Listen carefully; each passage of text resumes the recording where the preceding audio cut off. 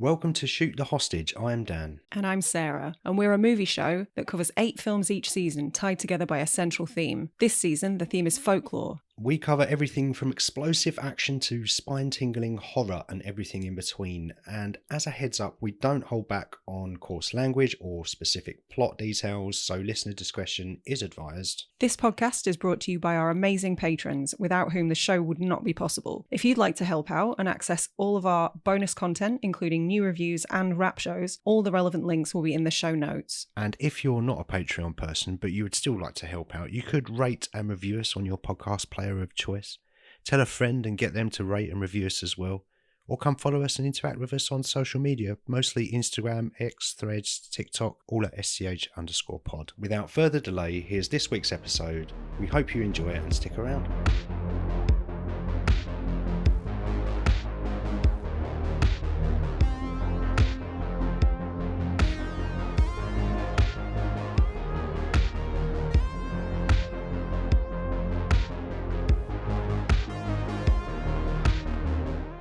The podcast is coming from inside the house. Yes, the podcast is coming from inside the house. Or, if you're commuting, that makes 0 sense. We're covering Black Christmas. Yes. On Christmas Day, On we're Christmas releasing Day this episode. So of all days. if you are listening on Christmas Day, then I guess happy Christmas. Yeah, I or hope you've whatever had a you're lovely doing. day so far. I hope you're full of yummy food. I hope you're suitably pissed if you drink. If you don't drink, I hope you've had some nice alcoholic replacement. A nice glass of Schlur. Yeah. 0% Guinness or something. Yeah. Do you know, perhaps. that's not bad. I like it. I didn't love it. Oh, well, each to their own. We'll do a supplementary episode where we review cans of Guinness. It's going to get old very quickly. Well, we're on the red wine. We are, yes. So we're celebrating our Christmas Day. In November. In November, yeah. Don't give the game away. It's a secret. Oh, it doesn't matter. As you mentioned, Black Christmas. Yeah. So The Black Christmas. The- We should, we should Okay. differentiate because there are 3 to date. but this is the first one. I watched Yeah. the original one. Yeah. Yeah. That was So did I. good. Don't worry. Okay. We're going to have to put the year in the title of this episode. We are, yeah. Just For in a case. couple. For a couple this season. Yeah.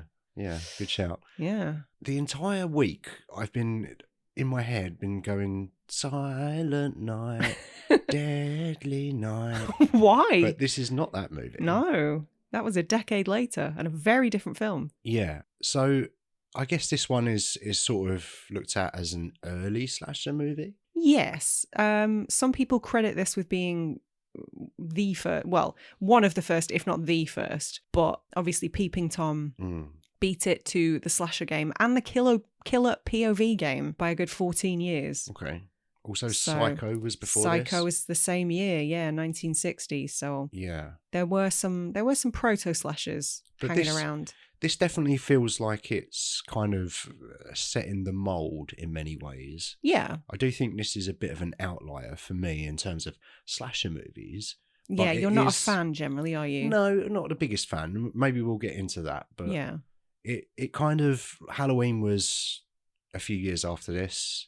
Yeah, 78, 4 years after. Yeah, and I suppose that one could be looked at as the one that kicked off the horror franchises, maybe, or the slasher franchises. Yes, absolutely. I mean, the slasher craze kind of went insane in the 80s. Yeah. And Halloween was the one, wasn't it? Yeah, well, I heard actually that Tom Savini came up with the idea for slasher movies. Yeah. He invented everything. Yeah, Don't you know? that's right. So, 1974, directed by Bob Clark. He had a movie out the same year that this came out called Dead of Night. Yeah, which I haven't seen, sadly. Yeah, I'm not familiar with that one at all. He's most well known for, to my mind anyway, Black Christmas and A Christmas Story, which are such different movies. Yeah, I don't think I've seen A Christmas Story, but I'm familiar with the little, he's got glasses boy.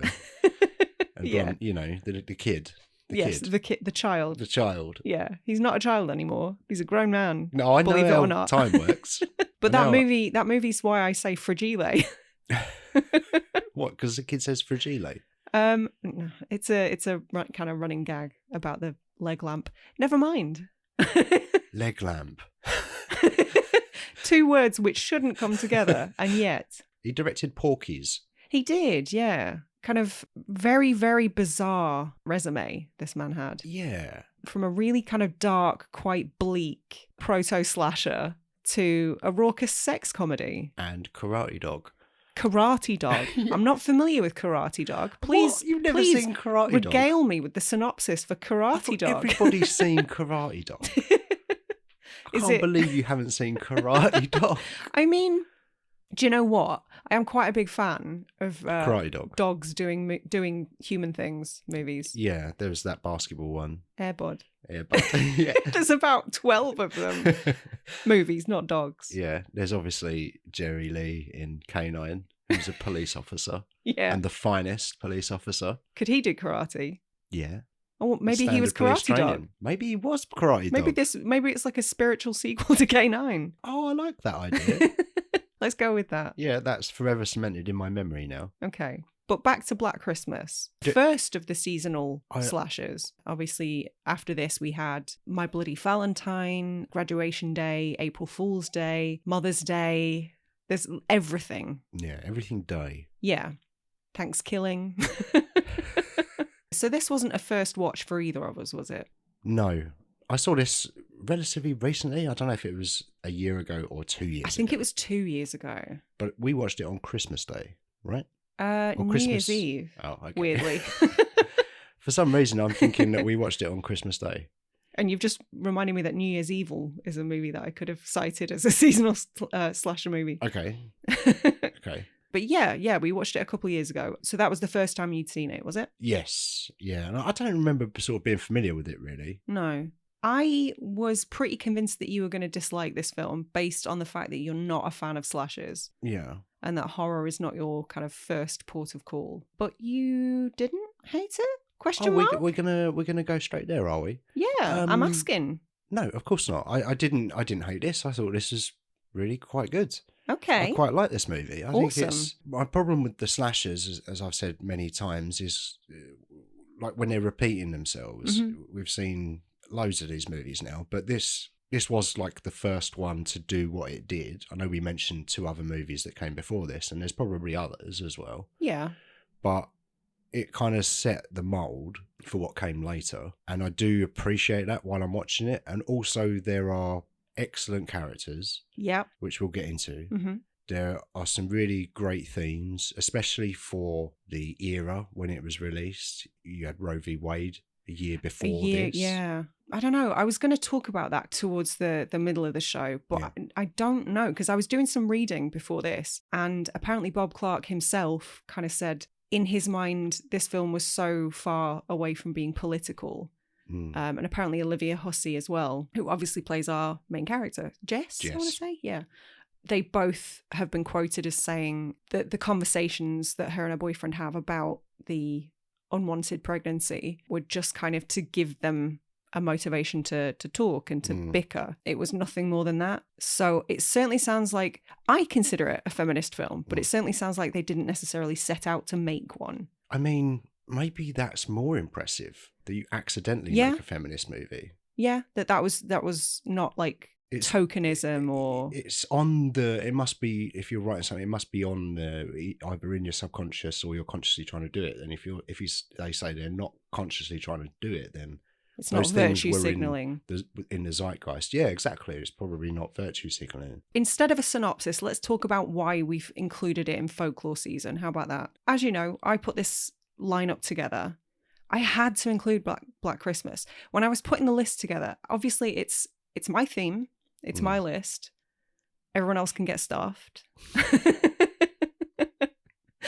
But I did kind of go back and forth about what constitutes folklore, like how far can I stretch this? And I was on the fence for a little bit about Black Christmas, but to my mind it fits. It's more of an urban legend than it is folklore. The babysitter and the man upstairs is kind of, well, it's sort of loosely based on that, which was in itself sort of loosely based on a real life murder. So let's go right back to the beginning.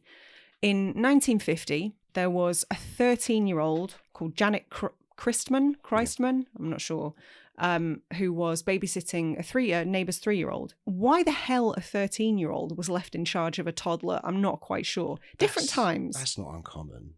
It's 1950. They probably didn't even lock the doors, which was perhaps their first mistake. Yeah. But yeah, somebody broke into the house, really sadly, sorry, trigger warning, raped and murdered Janet. The kid survived, thankfully. He slept through the entire ordeal. But all this time later, the case is still unsolved, which is wild, man. Yeah. That's so sad.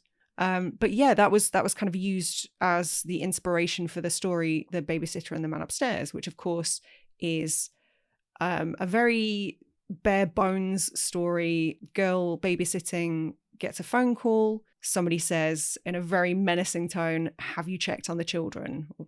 I'm paraphrasing.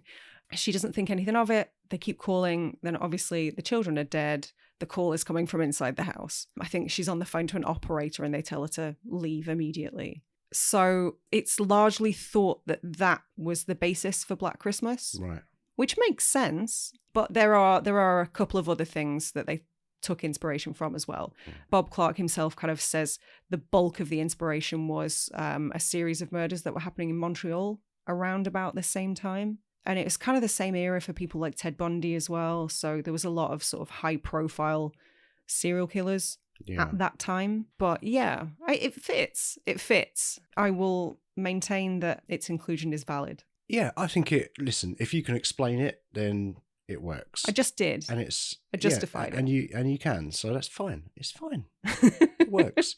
I heard maybe a variation on that, but that must always be the case. There's always a new twist on these things, and then what becomes a folklore. Well, exactly. That's what makes them folklore, isn't it? They get told and retold and translated, and they kind of get a little bit amended each time. It's bound to happen. Yeah. No, it works. It fits. And also, but you had the problem of finding a Christmassy film that was also folklore. I wanted to do something seasonal, yeah. Yeah. And I can't think of a single other folklore Christmas movie. Well, it's funny you say that because we're doing another one next week. We should save that for next year. We should. Oh, well. Should we talk about the cast a little bit? Go for it. So we've got, obviously, Olivia Hussey as Jess. 90s It, the Tim Curry? Yeah, Tim Curry. Death on the Nile, 1978. Okay. Romeo and Juliet, 1968. Yeah, she was in the news quite recently, actually. Oh. There was a legal issue surrounding her and the male star of Romeo and Juliet, and they, I think, attempted to press charges against the director. It's something to do with them sort of being coerced into nude scenes when they were, I don't know, inappropriately young. Right. I'm not sure. Please don't quote me on that. But that's the only thing I've heard about her recently. Okay. Also in Ice Cream Man, the Clint Howard one. I've written down Clont Howard, actually. Clont Howard. Yeah. Ron Howard's brother, Clont. Clont, yeah. Ron and Clont. That sounds like a cartoon. Ron and Clont on Sunday mornings, Nickelodeon. One of them's got a time-travelling gauntlet that only works on Tuesdays. You're selling it to me. When he punches the ground, a portal opens and they both jump in it. That sounds great. Clint and Ron. No, Clont and Ron. Clont and Ron. Yeah. Margot Kidder. Yes. Is also iconic. in this movie as Barb. Barb's the best. Barb is the best. Barb is my favourite character. No nonsense. Easily. She's great. Foul-mouthed, hard drinking. We love Barb. We love Barb. Yeah. First, obviously, time I was aware of Margot Kidder would have been the Superman movies. Oh, I bet. Yeah. Yeah, exactly. She was also in the Amityville Horror, which we recently watched. We did. Not the Ryan Reynolds one. No, the good one. Yeah.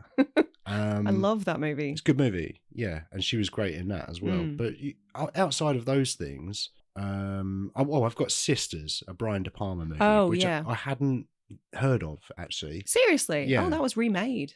Wasn't very good. It wasn't remade with Amy Poehler and... No, you're thinking of something completely different. Tina Fey. No, not that one. That was called Sisters, wasn't it? You are mistaken, You've got to clarify these things.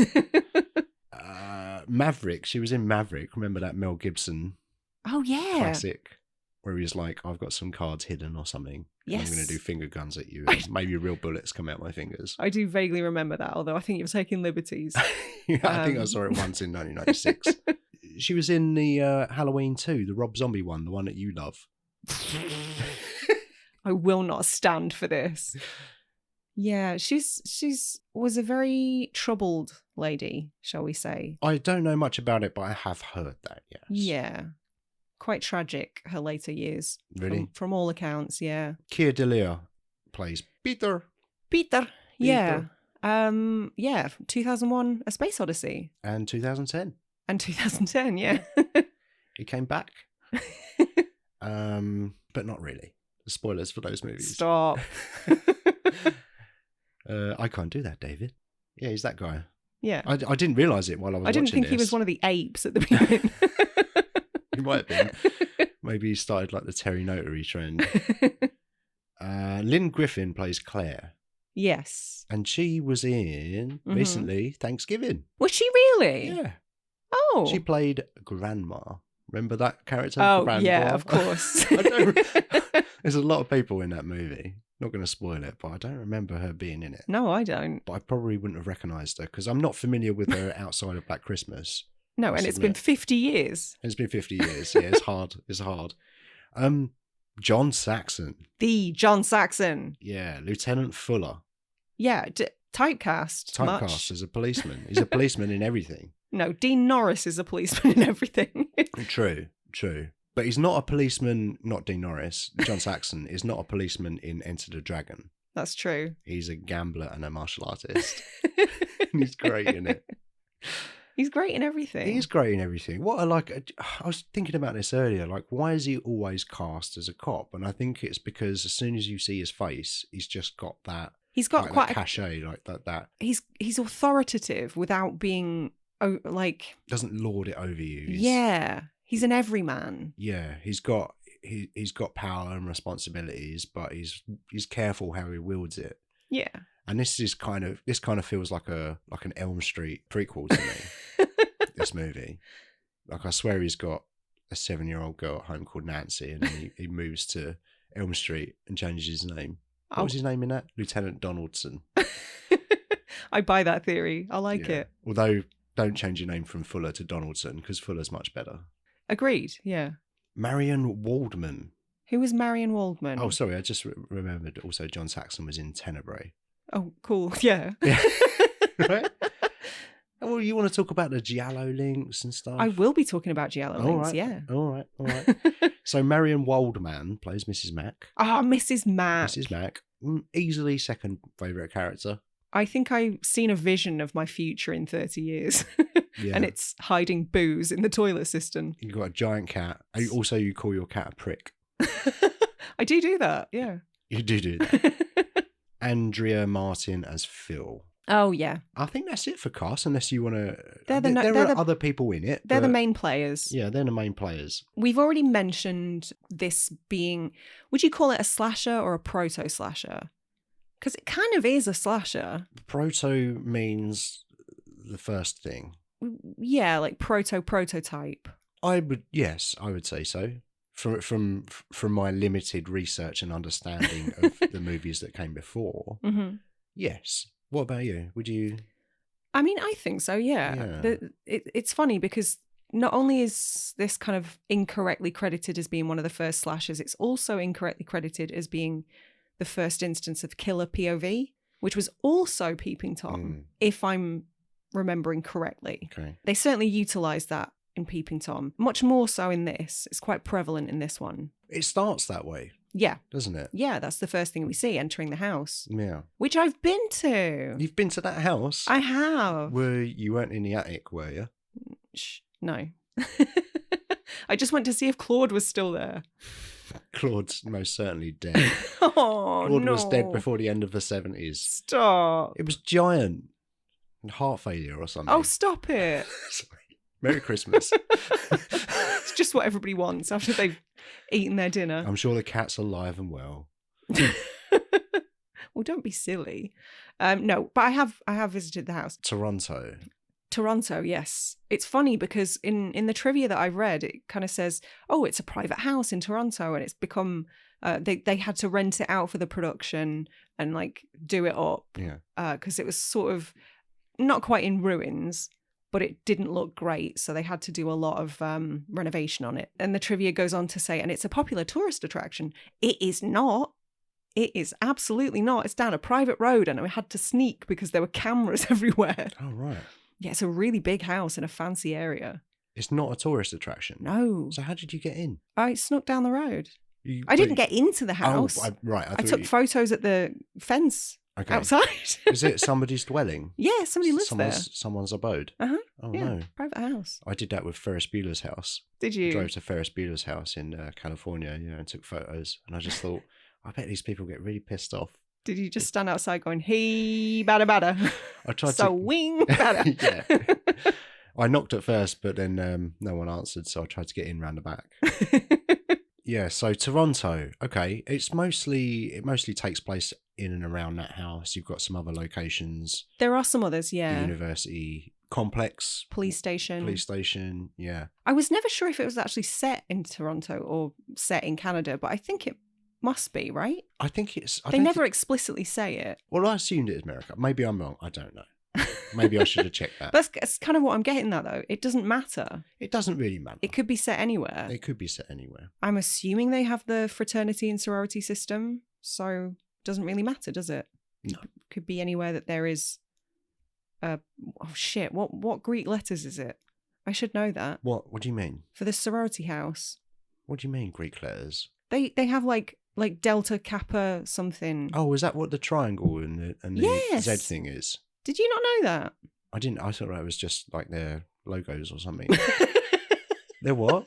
You thought it was logos? Yeah. Oh, I love it when you play this character. What character? The first day on Earth, man. I'm not familiar with Greek letters. What can I say? I skipped that.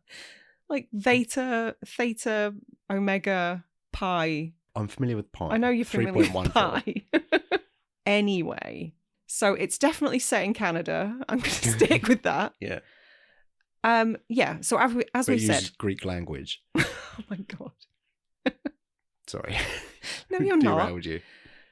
So as we said, killer POV is kind of the first thing that we see approaching the house. I didn't realise that it was POV. Did you not? The first time I was watching it, and even the second time actually, I'd forgotten the what the opening shot was.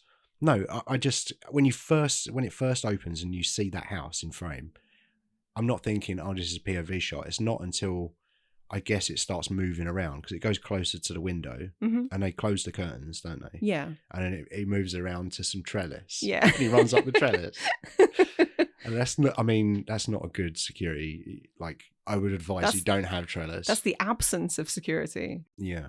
So it's not until then that I realised what I was watching was a POV shot. So it was really, like, in my mind, cleverly done and probably unexpected then. As you said, like, these things may have been seen before, but This is it. Because I'm so familiar with slasher movies, because they are kind of my jam, I never assumed anything else. But yeah, you're right. In 1974, that would have been quite surprising. Yeah. I mean, other projects, and this is generally how things work, people will come up with an idea or concept and they'll do it. But then it tends to be popularised by other projects that follow it. I mean, the next big one was Halloween, obviously, that utilised the POV shots. Yeah. Certainly at the beginning, anyway. Yeah. So I like that opening. I think that's, I don't know, it's quite a good way to just introduce you to what's going on. You know exactly what's happened. You've seen the house. You've seen inside the house. There's a party going on.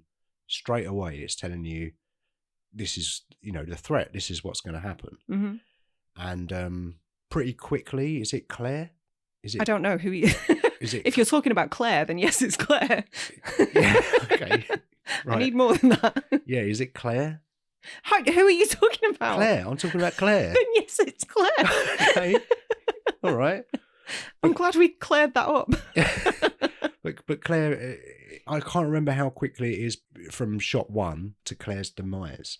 I I mean, Is there there's the phone call in between that? They have the initial they phone have the call? first phone call before her death. Right. Yes, I think it's Jess who answers the phone, and does she yell to everybody else like, "Oh, it's the Mona again"? It's the Mona again. Yeah. Again, So- it's like, oh, there's backstory There's here. precedence, Context. yeah. And then everybody kind of gathers around, and here's the insane ramblings of Billy. Yeah. I mean, I don't remember the first time I saw it, but the second time I did laugh at this, and it's maybe kind of an uncomfortable thing. Like, Yeah. oh, this is insane. And really coarse and crass and horrendous. And shocking for 1974. Yeah. People were not used to hearing the C word in 1974. And unless some they'd still been to see The Exorcist in 1973.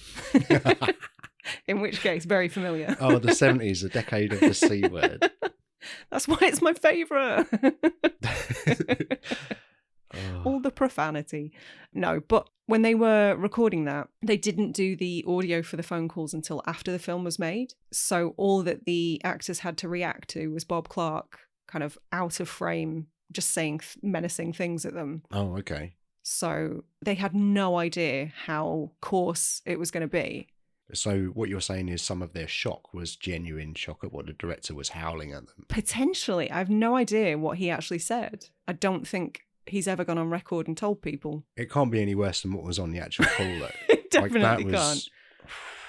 Wow, this is dark. And they've gone straight to it. Yeah, they've gone straight to it. And they also don't muck about. Also, like, I remember when I was a kid and my mum was like, oh, sometimes people ring up and ring random numbers. Oh, yeah, and like breathe dirty down the phone calls. Yeah.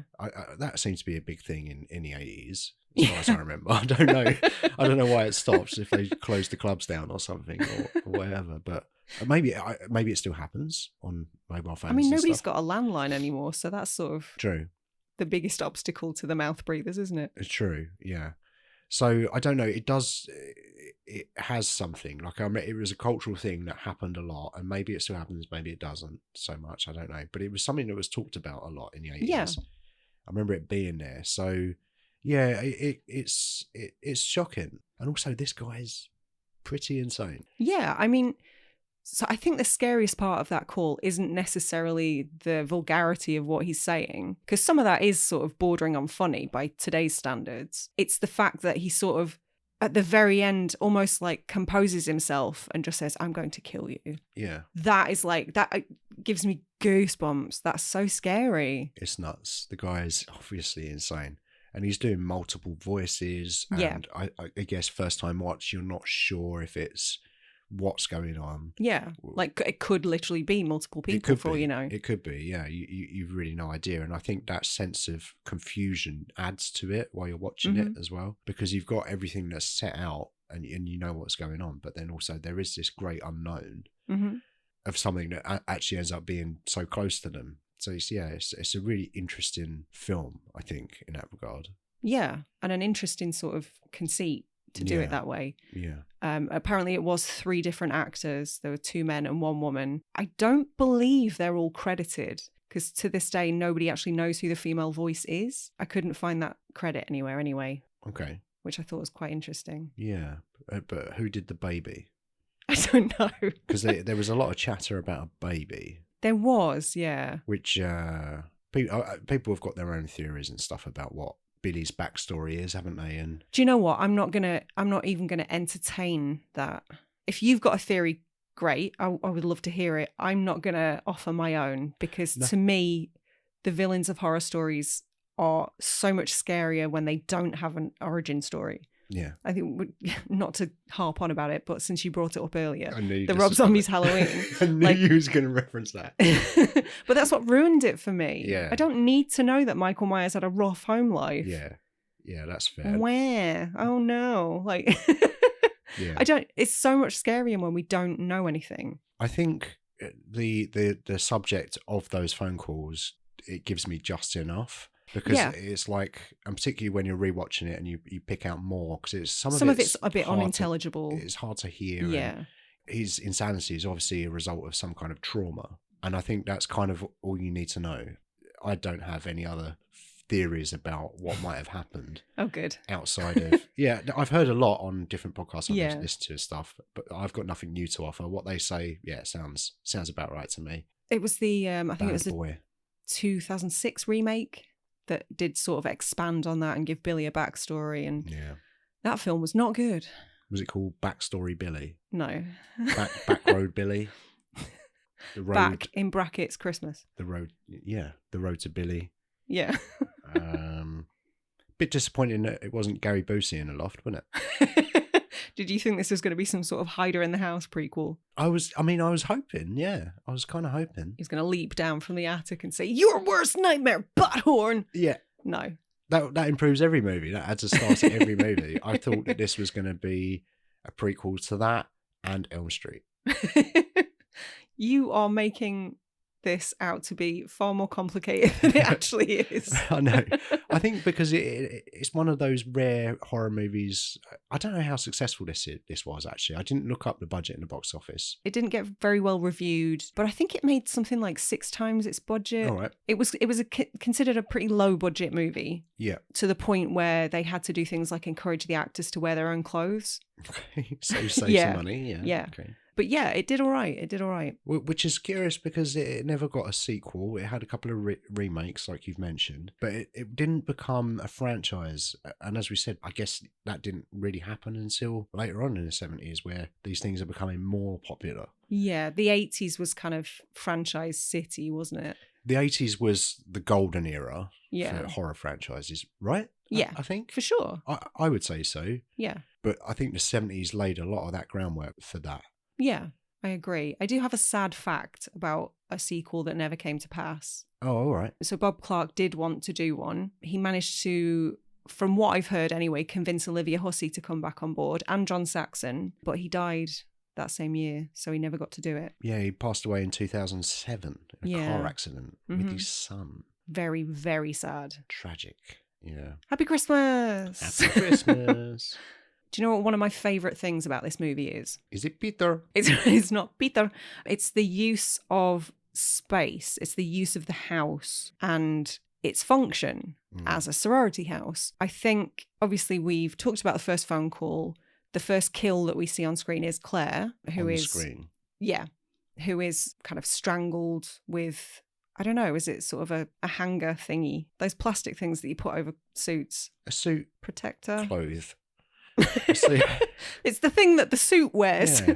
The thing that your clothes wear. It's like a dust shield. Clothes. Yeah. Yeah. She was throttled with that, which was pretty darn scary. I mean, this film goes to places that you don't necessarily expect it to, and it's not a tremendously bloody film. No. Obviously, same year as Texas Chainsaw Massacre. It's definitely bloodier than that, but it does kind of do some of the same things in that it films things in such a way that your brain fills in the gaps. Yeah, it doesn't linger on the violence and the bloodshed. There is a little bit of blood. There is, yeah, but it's not graphic in any way. No, it doesn't hang around and linger on it. It's definitely more about the mood and the context, I think, of this movie that's the scariest part of it. Yeah, but yeah, when we see Claire die, that's kind of a genius moment to me, because what is scarier than like the notion of a raucous sorority house party obscuring the screams of a dying woman, being able to get away with that. It's a big house, but it's not a mansion, you know? Yeah. That's terrifying. Yeah, I think that's a lot to do with it as well. It's how it's your home. You're meant to be safe in your home. Yeah. You've got people around you having a party. That should be the last thing that you would expect to happen. It's interesting that you say that. Would you consider this to be a home invasion movie? Well, yes. No. But yeah. That was a journey.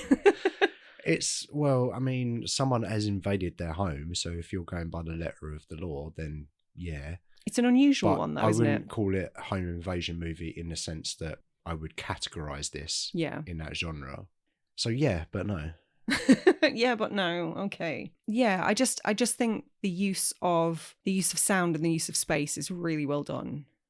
We get a good enough idea of the geography of the house, I think. Yeah, I think a lot of the POV stuff with the camera work has Yeah. done a lot of the heavy lifting with that stuff as well, which is one thing that I appreciate about it is it's so economical with what it's trying to say and what it's trying to, the information that it's given you. It doesn't really waste a lot of time, this movie. It gets sort of straight into it, but then there's not a lot of wasted scenes in terms of, it all feels relevant, I guess. Absolutely hard agree, yeah.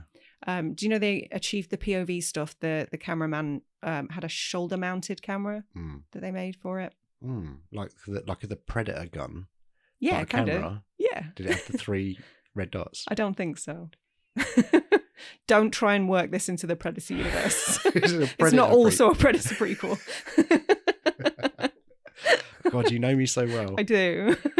So it's not until after Claire dies that we sort of start to get to know the sorority sisters a little bit better. Yeah. And the house mother as well. Let's not forget Mrs. Mack. Mrs. Mack. Yeah, Mrs. Mack is great. We mentioned her earlier, but she's, I don't know, she's very protective over the young women. She's got her own thing going on with the booze hidden in books and toilet cisterns and look at work. Everyone has their own ways of coping, okay? It's not my place to judge. Yeah, and she seems quite happy, you know. Yeah, she's got a cat. Yeah. Cats and hats. Yeah. Cats, hats and booze. Cats, hats and booze. That should be the name of your bar. That would be the name of my autobiography. And she kind of, because Claire's dad, he's very prim and proper and stuffy. Is that what that means, stuffy? He's got a stick up his arse. Yeah. Yeah, he sort of hangs around for a bit and then disappears. He's kind of the main proponent that starts off the investigation, right? It's only him alerting people that Claire hasn't shown up that they start to realise something might be wrong. Right. Yes, and that's when they bring in Saxon. Get Saxon on it. Looking weirdly like Zac Efron in this movie. Yeah, you mentioned that. Yeah. It creeps me out. Zac Efron for Lieutenant Fuller for the Elm Street reboot that's coming probably quite soon. I mean, yeah, they've tried it already. That was more than a decade ago. Yeah, so... It's got to be coming back around. Yeah, it's due another go, I think, yeah. God. Ugh, God, that's to look forward to. And then when Saxon's on it, he's like, yeah, let's get on some wiretapping. Yeah. And I'm thinking, yes, John Saxon, you're doing something. Good man. Well, it's not until... They report the phone calls separately, though, don't they? Mm. Because it's Barb and is it Phil who go to the police station to report the calls? Mm. And Barb pulls the prank on the idiot cop behind the desk. Yeah, she says the word fellatio. And fellatio, that's a Greek word. Yeah. You're right. What does it mean? We'll talk about that later, shall we? Yeah, so it's not... So the investigation is not started or taken seriously until a man reports it, you say? You could say that, yes. Interesting. Until the Monopoly guy turns up. And they're like, oh, you've got properties. Yeah, we'll take you seriously, sir. But, then Saxon's like, get on the wiretapping. And I don't know how old wiretapping is, but I feel like that was probably quite early days in the wiretapping technology world, wasn't it? I don't think there's as much cardio involved these days. No. Because that dude was running up and down corridors. It felt way more labour intensive than I assumed it would be. Yeah, same. I just put a sticker on a phone or something. You know, like the magnet under the car, but on the phone. But yeah, I found that very tense though. Like, yeah, it was. Particularly when they're like, you've got to stay on the phone and keep him talking because they need to locate him, triangulate his position. Yeah, I thought that was an interesting part of the movie as well, something I probably wasn't expecting. Yeah, just quite tense because they're trying to figure it out. And then obviously when they do figure it out, as you know. So to me, this is where it sort of shows its giallo influence on its sleeve, because giallos are, by their very nature, mysteries. That they're not simply slashers. There is a mystery to be solved. Really? Is that like a prerequisite? Is that the thing that... Well, yeah. So giallo is just the Italian word for yellow. And that's because all the crime novels had yellow jackets. So that's where the name comes from. So yeah, there was always an investigation element to those, which to me absolutely makes this like giallo adjacent. Yeah. For many other reasons, obviously kind of the POV stuff as well screams giallo. Yeah, and there's some really interesting shots as well that did remind me of kind of some of the... I'm not familiar with giallo in the same way that you are, nowhere near, but I've seen a couple. Mm-hmm. I've seen a couple of Argentos. Yeah, and you need a John Saxon in it to be a giallo as well. Do you? Yeah. I think that's going to limit you a little bit. We haven't really spoken about the off-screen death, which is when the investigation is being carried out and they're doing the phone tapping and all of that stuff. They're looking for Claire, and in doing so, they come across the corpse of another victim, an off-screen death, who turns out to be a child. Yeah, they do say she's quite a young girl, don't they? Yeah. And that is presumably related? Well, I've never been sure about that, you know. So you're convinced it's related? Yeah, I think so. Because my assumption was always just that we're supposed to think it's related, but it's sort of to throw us off the scent. Because if there are murders happening, you know, across town, then it's not going to make us think the killer's as close as he really is. True. To throw you off the scent. Add a question mark into the location and where things are happening and how they're going down, for sure. I hadn't thought of it that way, but I would assume that it would be the same person. Okay. A crazed approach to the house. Someone notices him and he murders them. His victims seem not uniquely female. There is at least one male victim. There's the cop that's sat outside in the staking out the house in the car. Are all of his other victims female? I believe so. So he does have a problem with women then, it seems. Yeah. I mean, he's in a sorority house, so it's fair to assume. He's definitely... Well, he's targeting the women. And he's kind of role-playing when he phones them, talking to Mommy and Agnes. Yeah. So he's definitely got an issue with women. He has many issues, I feel. But yeah, he's definitely targeting the women. The language that he uses on the telephone is directed at the women. And, you know, I don't want to say what was said on the phone because it's horrible. Yeah. But PPC, as we said earlier. PPC, yeah. It's gendered. It's a gendered attack. Yes, yeah, absolutely. That's one of the reasons I love the C word, though, because it is uniquely female. And to me, there's like power in it because it's, as far as swear words go, it's the last taboo. Yeah, I like it. I must admit, I enjoy using it. I enjoy using it when people aren't expecting you to use it. Yeah. It's the best. But I can understand... I can see why it was included here. Yeah, it works. It works within the keeping of the whole thing. Yeah. And the framing of it as kind of a feminist movie. It is. And I know you said earlier that it wasn't intentional, but it is that. Do you know what? If that's what you think it is, that's what it is. And that's exactly what I was going to say. If all art is subjective, then no matter what the artist intended, if you are able to read it in a certain way and it means that to you, then yeah. And it's weird when you're making films, I assume, I don't know, you're trying to make what's in your head, you know, come out onto the screen. But at the end of the day, it is multiple people working on this. And it is kind of a bit of like, well, we'll just try and see. But what you end up with is probably quite often quite different to what you had in your head. I don't know. There must be a lot of outliers that make exactly the vision that they're intending, like the Nolans and Paul Thomas Anderson and Wes Anderson. You said it. In my head, I was just like, should I play with you for a little bit? Where's Bentley? Where's Studi? I see. All I was thinking is Craven because of the Elm Street connection. Where's Craven? And I couldn't get it out of my head. But yeah, those people, they get their vision probably quite clearly out on screen. But I do feel like a lot of the time it must be kind of a bit of an accident. More of a collaborative thing. Collaborative effort, what you turn out. And hopefully you're listening to people along the way that have got other ideas. So I think inevitably, hopefully things do change.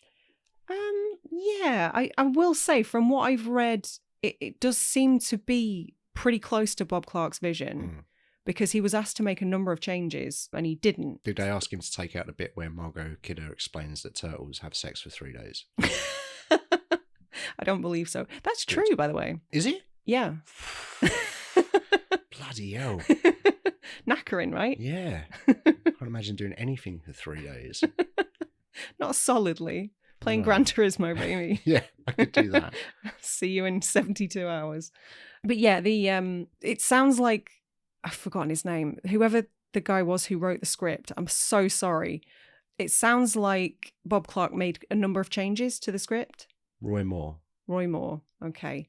So yeah, the original script had way more graphic kills, which Clark talked him out of.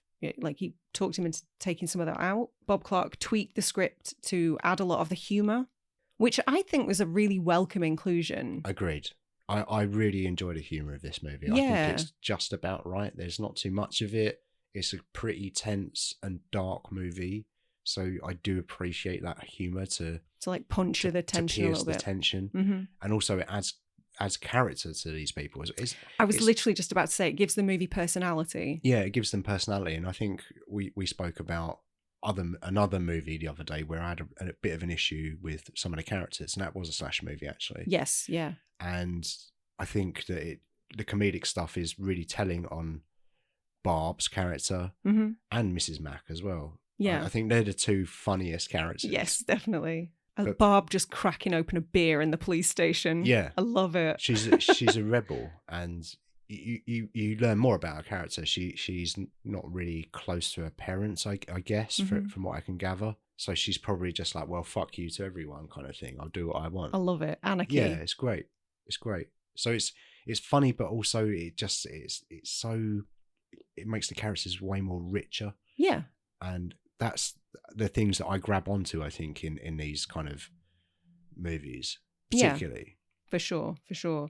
I don't want to skip ahead to the end, but just in terms of other stuff that Clark was asked to change, the biggest thing was that the studio wanted him to completely alter the ending. They wanted the killer to be revealed to be Claire's boyfriend, but he point blank refused. Yeah. He wanted the more ambiguous ending, arguably bleaker. It's definitely bleak, yeah. But also the ending that the studio wanted absolutely would not have made sense, because Claire's boyfriend was pictured at several times. Like, geographically, it could not have been him. Yeah. So I'm so glad he stuck to his guns. Me too. I do enjoy it. Enjoy is perhaps the wrong word to use, but I do feel like the ending is a bit of a gut punch. Yeah. I don't think it's ambiguous. Well, are we going there? Are we going to the ending? No, not yet. Sorry, we've got all the ground to cover yet. I am a big fan of this film. I've made no secret of that. But I can't remember the first time I watched it. I don't remember what my experience with it was the first time. Because I've seen it so many times over the years. So I'm curious to ask you, as somebody who only saw it 2 years ago for the first time, what was your experience with it that first time? You said you weren't really aware of it, so you didn't know the story, you didn't know how it played out. No. Did you guess that the calls were coming from inside the house? Were you compelled by the mystery of it? I enjoyed the unknowing of it, the confusion of it. I definitely. Did you guess how it would play out? Did you find it predictable, or did you think it was quite surprising? I think I probably would have assumed that it was Peter. Would you? Yeah. All signs point to, except if you're paying very close attention. Yes. Is there not a shot of when Barb is being killed as well, of Billy? And he does look remarkably like Peter. He does. It was a different actor, obviously, but there are certain suggestions throughout, and this is what I mean when I say if you're paying very close attention. I mean very close.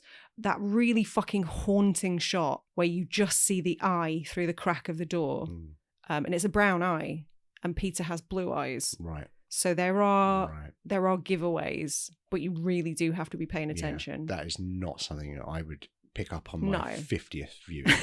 I don't know what colour Arnold Schwarzenegger's eyes are. And you've looked at him a lot. I have looked at him a lot. Well, one of them's red, right? And blinking. Yeah. Maybe I could pick them out of a crowd. Yeah, I guess I was just enjoying the ride of this film. I don't think that I was really invested in the mystery of it, but I was enjoying the craft of it and the characters. Okay. I keep coming back to the characters, but I think for me that is probably my favourite thing about this. It's definitely one of the strongest parts of the movie, for sure. And they're really well written. Yeah. I particularly love Jess, actually. We've not talked enough about Jess as a character, because initially she's sort of shown to be this, like, she's very well spoken, bordering on posh. Well, she's I would British. say. We all speak like that. We all know the Queen. Well, not anymore. But she's sort of portrayed as being like prim and proper, and You sort of initially get the idea that she's a bit of a good girl. Yeah. But then you find out that she's dating in real life, significantly older man. I don't know how old his character was supposed to be. Well, he was a student boy, wasn't he, or doing the piano at people? But wasn't he like 38 in real life? Was he? Yeah, he was Oh my much God. older. Yeah. Right. Okay. Yeah. It's hard to say. Everybody just looked a little bit older in the 70s. It's really hard. Yeah, it's really hard to tell. They're either Yeah. 19 or 38. Yeah. Yeah. But yeah, So they were dating. they were Jess and dating. Peter. He's doing his piano thing. He's like, I've got to do the piano really well at people. And I'm really like stressed out about it, actually. And I appreciate it if you didn't come to me with news about having child. And then he commits GPH, Yeah. grievous piano harm. Yeah. Um, By assaulting a piano with a hammer. He wrecks it. No, Yeah. it's a microphone stand or something. Was it? Yeah. I assumed you meant, at first my brain was thinking, oh, because he played that piano so hard. It was sick. He Tore it up. he was sweating, and like during that scene I said to you, is this good or not good? It is like, because he's been building up to this, and he's performing this piano piece in front of these aging white men in funny robes and big medallions. They're very important people. Clearly. Yeah. And he was really stressed out about it, and he was playing it, but I couldn't tell whether that was he was doing a good job or a bad job. But you tell me that he was doing a bad job. It wasn't great. But you only know that because you are familiar with the mechanics of a piano. I used to play the piano, yeah. Yeah. That's a weird way of saying you used to play the piano. Yes, I'm familiar with the mechanics. Is that a weird thing to say? Yeah. Okay. You're a weird dude. Thanks. Fills me with such confidence. Merry Christmas. You're a weird dude, Dan. Am I wrong? No. It's one of the reasons I love you.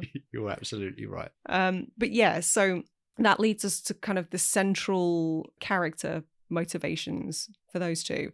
He is livid, tries to forbid her to get the abortion. Yeah. And she says, no, my body, my choice, or words to those effect, to that effect rather. And he's like, well, let's get married then. It's a very, very old-fashioned show of like chivalry. Well, we must get married. Yeah. But I love her reaction. She's just like, no, that's ludicrous. Stop it. And because of the era in which it came out as well, and I know you say this, it wasn't intentional, but it definitely was a year after the Roe v. Wade thing. Mm-hmm. And it definitely would have played a part into people's viewing experience while watching this movie, I'm assuming. Yes, I would say so. Relevant news. Mm-hmm. Sad to say you could say the same thing these days. Yeah. But interestingly, I definitely do consider this to be a feminist slasher. Obviously, the 2019 remake, which I know you haven't seen, you've been spared. From my opinion, it's as bad as everybody says it is. Okay. I can see what they were trying to do. I don't blame Sophia Takal. I think it was a stupid move to make it a PG-13, which apparently was her choice. But there was a lot of studio fuckery. She was rushed. It didn't go well, shall we say. So I don't blame the director. And I do think there were some really interesting ideas there. But they were going for such a heavy-handed feminist take on what I believe is an already really feminist movie. But they tried to make it up to date by, obviously they had mobile phones. It wasn't a landline. Yeah. But most of the... We're getting a Snapchat from from Billy. Yeah. They obviously had to make changes to bring it up to date. But the stuff that they tried to do to make it a more modern take on feminism was just like to talk about vibrators and the sisterhood and stuff. And it was a bit too cringy for me. Yeah. It was a bit too heavy-handed. But I can see what they were trying to do, and there were some nice ideas. But in trying to do that, they sort of inadvertently made a film that was, I think, to me, less a feminist slasher than the original. I think for me, things are probably better when they're maybe a bit more subtle.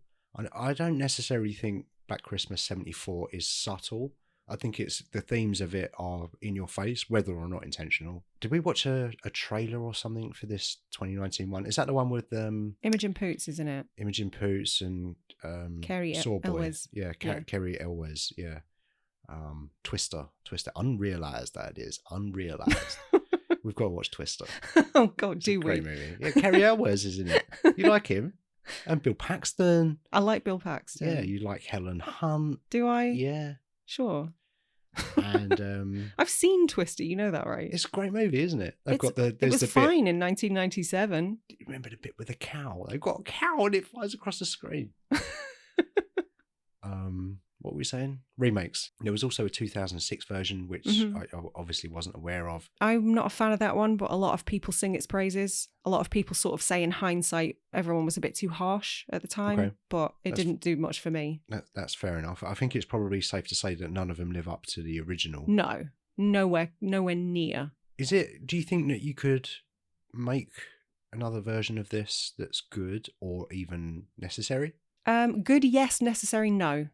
I would tend to agree with that. I think, yeah. I don't think it's because it doesn't feel very dated to me. No, it doesn't. Not at all. It feels super modern.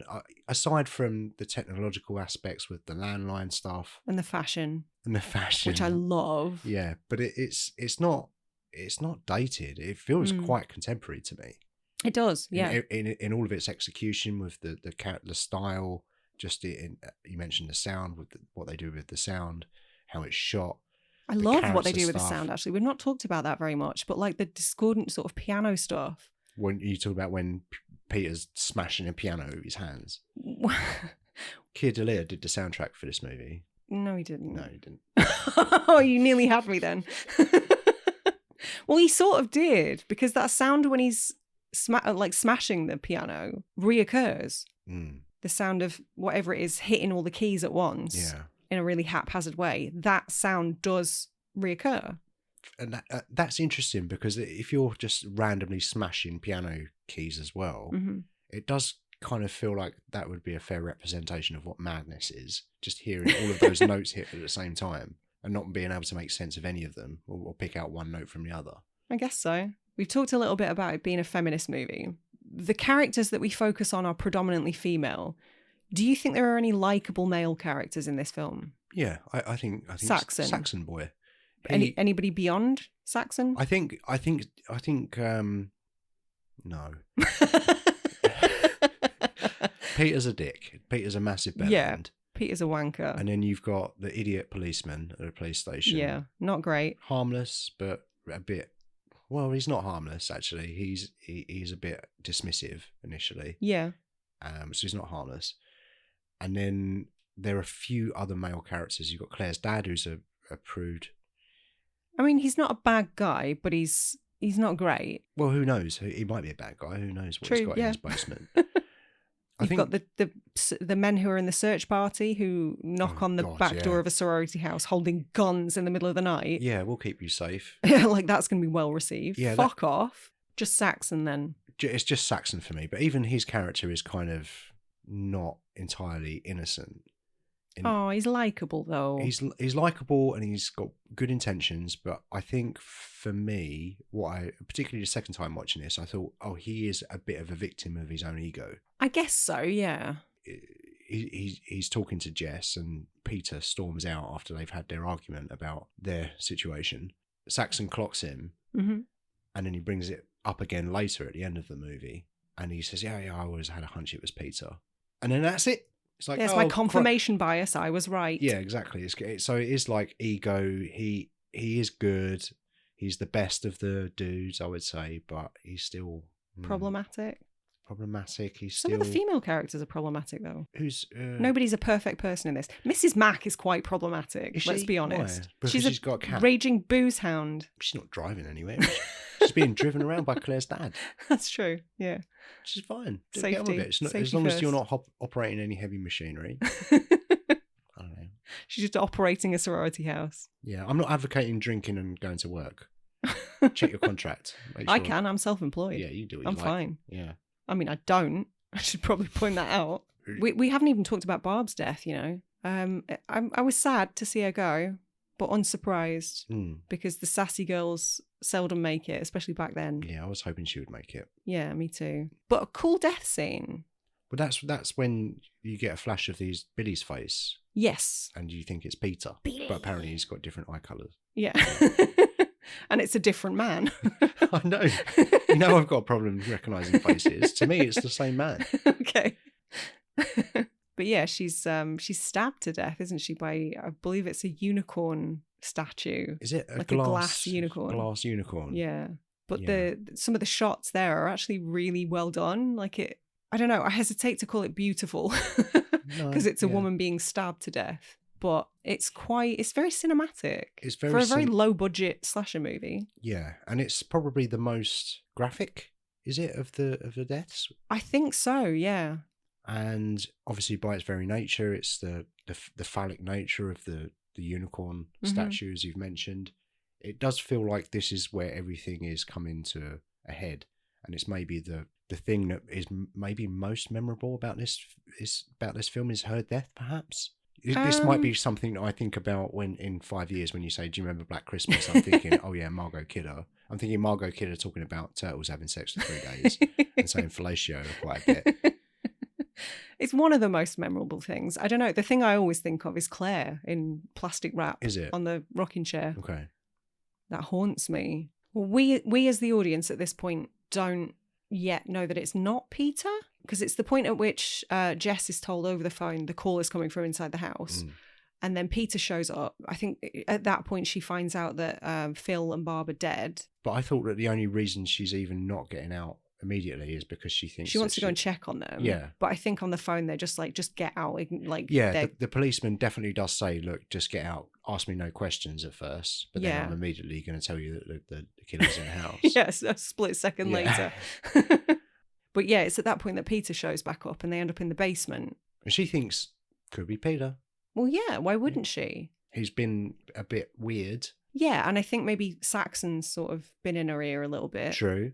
So he appears at the window, but then he has an off-screen death. Who, Peter? Peter. Is he dead? Yeah, she kills him. I thought he was just unconscious. No. When she's like right at the end, when she's sedated, and they say, oh, she's going to be out for like 3-4 hours, and the police are stationed around her bed, and then everybody leaves. They're talking about how he's dead. Right. Okay. Oh, I missed that. And then obviously we get the inverse of the opening scene where we had the POV camera going towards the house. At the end, we've got the camera it's not POV anymore, but the camera moving away from the house. Yeah. And you've just got that fucking haunting shot. You know she's in there, completely defenseless, out cold. You see that horrible shot of Claire in plastic wrap at the window in the attic. And then as the camera pans out, you hear the phone ringing. And then the movie's just like, that's it. Fuck you. Yeah. Terrifying. Yeah, it's a pretty bleak ending, but I think it's a good ending for sure. I think it's the right ending for this movie. Agreed, but oh my God. Yeah, it's stark. Merry Christmas. Yeah. It's in stark contrast to the humour that's peppered throughout and any kind of brevity that we get. And it's just like, no, nobody's safe. Soz. It's dark, man. And then all of the guys are like, yeah, let's pat ourselves on the back. We did a good job here, apart from Peter, who's dead. Yeah, we did a really good job that didn't involve searching the attic. Yeah. And finding multiple bodies. And maybe a cat. We never see Claude again. We don't know what's happened to Claude. I'm going to assume he's fine. I love the choice to just have the phone ringing over the credits. No music, just that haunting phone. Oh. Yeah. So good. And like you say, defenseless. Can I say that she's one of my favourite Final Girls? Because she doesn't like. Well, Final Girl implies that she survives. Well, she survives the movie. Exactly. So can I say she's one of my favourite Final Girls? Yeah, you can, because who knows? If they'd have made a sequel, maybe she wakes up. Maybe she metabolizes the sedative really quickly. Yeah. So, that's it for Black Christmas. Do you have any other thoughts? Any trivia? Anything you want to say? Not really. Just that I really like this one. It's maybe top 3 slashers, I would say. Have you seen more than 3? I don't know if I've seen more than 3. Does A Nightmare on Elm Street count? Because that's my top 1. Yes. Yeah. Yeah. Kind of. Yeah, it's definitely it's up way there. More inventive than the average slasher. There's a lot more to it. Yeah, it's really well made. I really love the characters. I really love some of the performances. He's got some great one-liners. Yeah. Some great one-liners. It's really economical. Nice jumper. Who's got a nice jumper? Freddy Krueger. Oh, I'm talking about Black Christmas. Oh, right. Yeah, no, I like this one a lot. I'm glad that we watched it again. Oh, good. I enjoyed watching this one. I've got to be honest, that surprised me. Okay. I thought you would be underwhelmed. more than anything. It's quick as well. It's brisk. It's pacey. It is, it's know. not. It's it's not a drag. No, it's funny because I associate the 70s with really slow burn horror. Yeah. And you're right, this kind of moves along really well. It does. And maybe that's another reason why it feels more contemporary. Yeah. It just doesn't need anything. It doesn't need another version of this. This is the perfect version of this. And I don't think that you can really remake this and make it any better. So why bother? No, exactly. Unless you want money. Well, they do though, don't they? Yeah. They like money. They do love money. Did you know that Malcolm McDowell almost played Peter? Oh no, I would hate that. Same, but it's a decision he regrets to this day. Is it? He says, yeah. Yeah, it was a bad decision not to do it, but I'm glad that he decided not to. It was a bad decision for him. Yeah. Good decision for us. Yeah, agreed. What else have we got? Apparently, in every scene where Margot Kidder's character Barb was drinking, Kidder insisted on it being real alcohol. Of course she did. The whole time. I love her. Legend.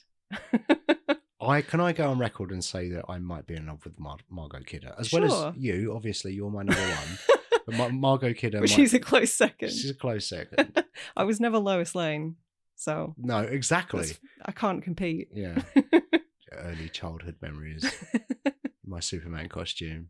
Oh, bless you. Jumping off my nan's coffee table. Causing chaos, no doubt. No, I was saving the world with my laser eyes. But yeah, so we've already talked a little bit about it not actively being a feminist movie, but Bob Clark did make the active decision not to sexualize any of the female characters, and he specified there would be no nudity, which was somewhat unusual at the time. Definitely unusual for slashers going forward. Yeah, this was made 10 years later. There's no way you would have had that kind of boobs galore, man. Yeah, it would have been everywhere. Well, where are the tits? Yeah. It's great, but let's just put some more tits in there, Bob Clark. Yeah, good. It's curious, isn't it? Like, he's like, I didn't really mean to make a feminist movie. That wasn't what I was going for, but it kind of feels like it was. Yeah. And I like that. I think that's maybe, like I said earlier, the unintentional nature of it. Feels more authentic, maybe. It doesn't feel too try-hard. Feels more authentic. Yeah, that's exactly right. Yeah. Yeah, and it was pretty influential. Like, there was a slew of sorority-based horrors that came in its wake. Obviously, House on Sorority Row, which was remade as just Sorority Row. Very mediocre. Things like Sorority House Massacre, Hell Night kind of counts, with Linda Blair. You could say Happy Death Day, maybe? Yeah. Initiation more recently, so... it definitely sparked something of a trend, I would say. And I think it's pretty obvious. Like, it wears its influences on its sleeve, but also in turn it was incredibly influential. So I love it. No notes. Good. I mean, I did have a lot of literal notes, but... yeah. Good movie. Enjoyed it. Like it. So I guess we need to announce what we're doing next week. We do, yeah. This time next week will be New Year's Day? It will be not Christmas Day. Is it New Year's Day or New Year's Eve? I think it's New Year's Day, exactly a week after Christmas Day, right? Yeah. So it's Monday the New Year's Day? Yeah. Okay, yeah. So next week we're doing Rare Exports. We are, yeah. First time watch for you? Yes. And again, there's a couple of versions of this, isn't there? Or are they different movies? It's not a remake of a remake. There may be a short film. Oh, okay. Because I looked on Letterboxd and there was confusion because I was trying to find which one that you meant, and I had to ask you. Rare Exports, A Christmas Tale, I believe. Yeah, so get ready for a lot of old man penis.